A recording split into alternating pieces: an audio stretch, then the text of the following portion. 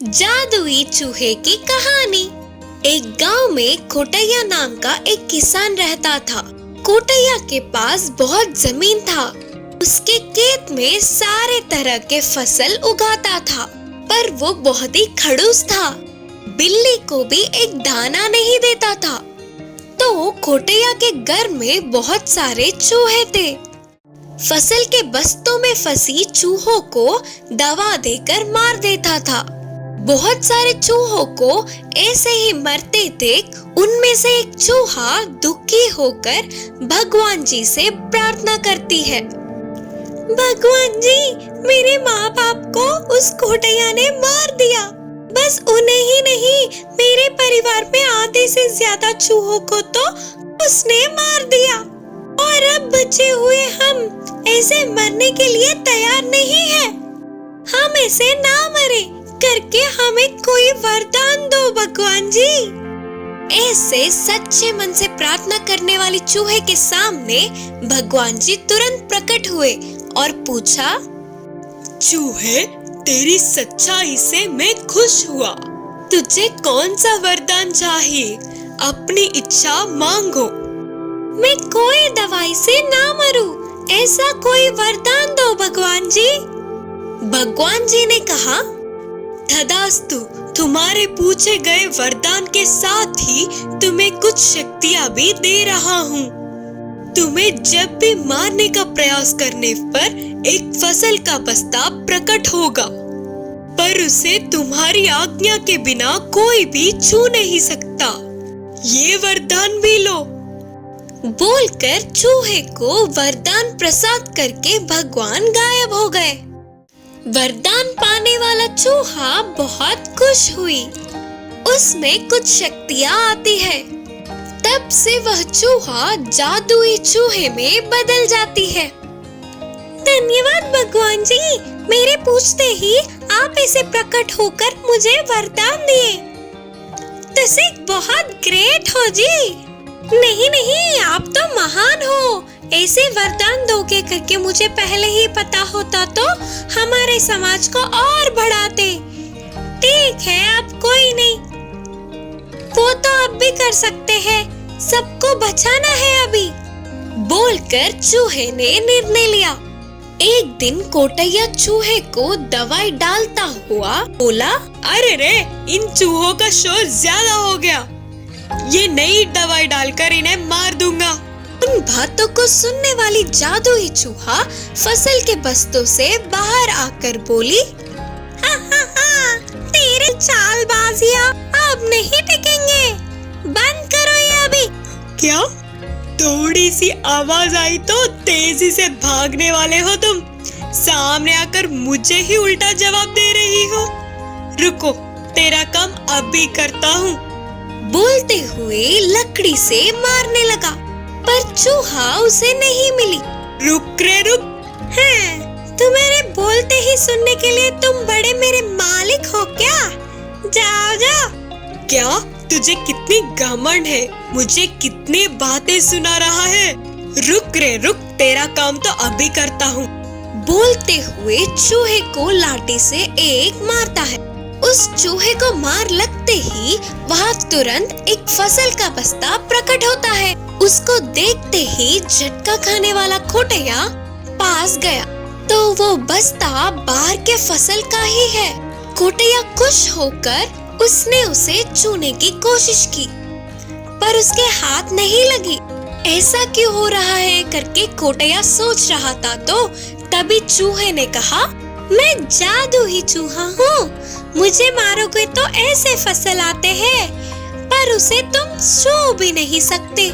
मैं आज्ञा दूं तो ही तुम्हारे पास आएंगे। कोटैया ने कहा, अच्छा, पर ये कैसा हो सकता है? ठीक है, छोड़। इतने दिन मेरे फसल को तुमने खाया ना, अब तुम्हारे जादू से और भी फसल के बस्ते दिलाओ ना। मेरे परिवार में आधे से ज्यादा लोग तुम्हारी वजह से मुझसे दूर हुए। तुम्हें मैं मदद करूं? तुम किसी का मदद नहीं कर सकते। तुम्हें मैं क्यों दूं? बिल्कुल नहीं दूंगा। अरे यार, ऐसा मत बोलो चूहे। मेरे किए गए कामों के लिए मुझे माफ करो। ये फसल के बस्ते को मुझे दे दो ना यार। तुम जो कहोगी मैं वो करूँगा। चूहे ने कहा, ओहो सच्ची, तुम्हारी इच्छा को देखकर लगता है कि कुछ भी करोगे तुम। ठीक है फिर, अब से हमारे ऊपर कोई दवा नहीं डालोगे। तुम्हें आए हुए खेत में से थोड़ा गरीबों को दान करोगे। तब खोटैया मन में सोच रहा था कि इस जादुई चूहे से ज्यादा लाभ लेके बहुत कम लाभ बता दूं तो हो जाएगा। सोचकर खुशी में बोलने लगा, हाँ ठीक है, तुम जो कहोगी वही करूँगा। तब से खोटैया उस चूहे के मुताबिक ही करता है। असली बात ना जानते हुए चूहे के जादू से आए हुए फसल को अपने खेत में डालने की सपने देखता है और जादुई चूहा उसके परिवार को बढ़ाते हुए खुशी से रहता है। होशियार बकरी की कहानी। एक गांव में गोपी नाम के व्यक्ति के पास बकरियों का झुंड था। वह रोज उन बकरियों को घास चराने के लिए पास के जंगल में ले जाता था।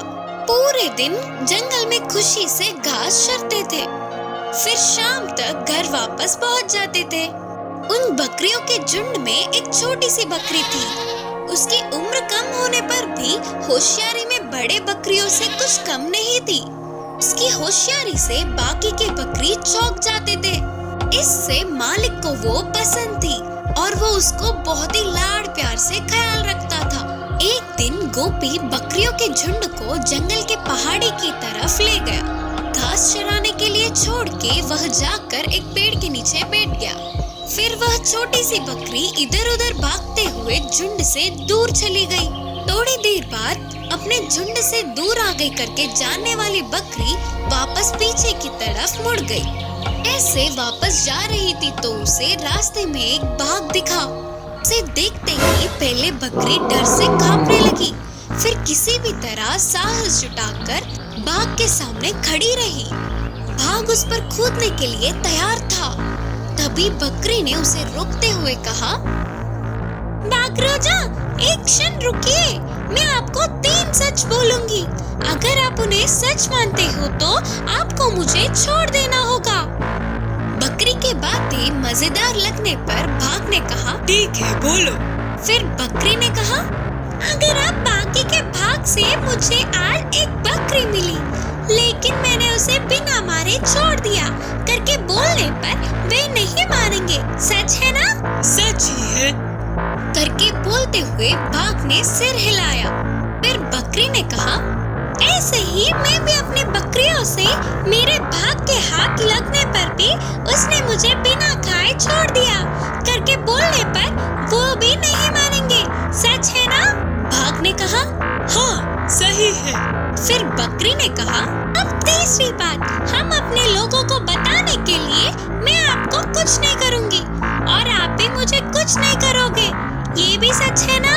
बकरी ने अपनी होशियारी से कहा। उतनी छोटी सी बकरी के ऐसे उसके सामने खड़े होकर साहस से बात करने पर बाघ को बकरी अच्छी लगी और बाघ ने कहा, सच में तुम बहुत ही होशियार हो, मैं तुम्हें छोड़ रहा हूँ, जाओ करके बाघ ने हंसते हुए बोला।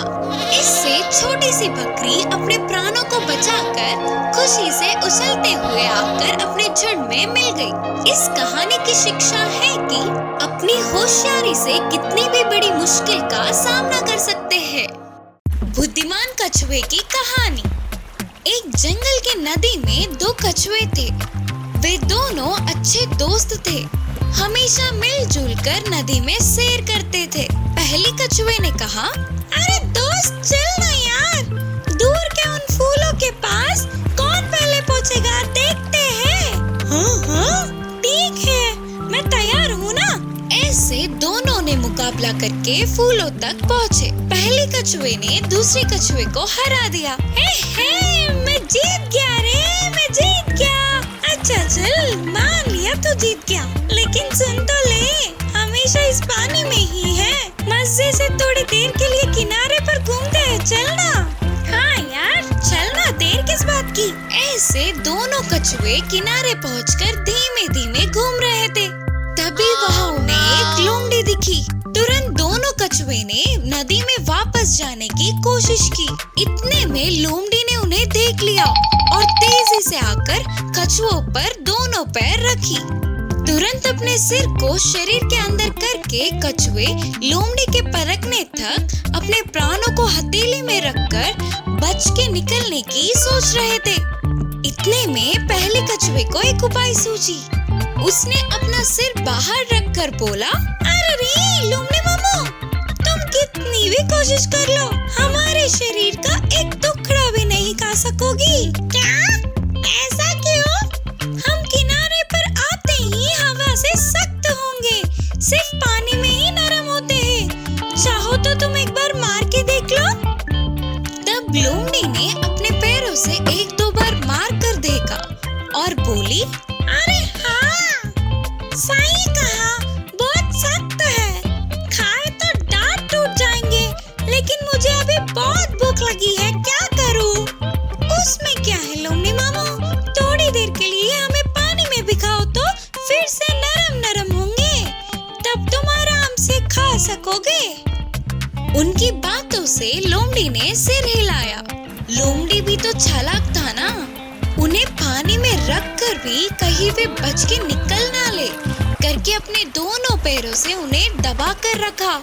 फिर से बुद्धिमान कछुए ने कहा, लोमड़ी मामू, हम तो भीग गए, लेकिन तुम्हारे पैर रखने वाली जगह नहीं भीगे, इससे पूरी तरह से नरम कैसे होंगे?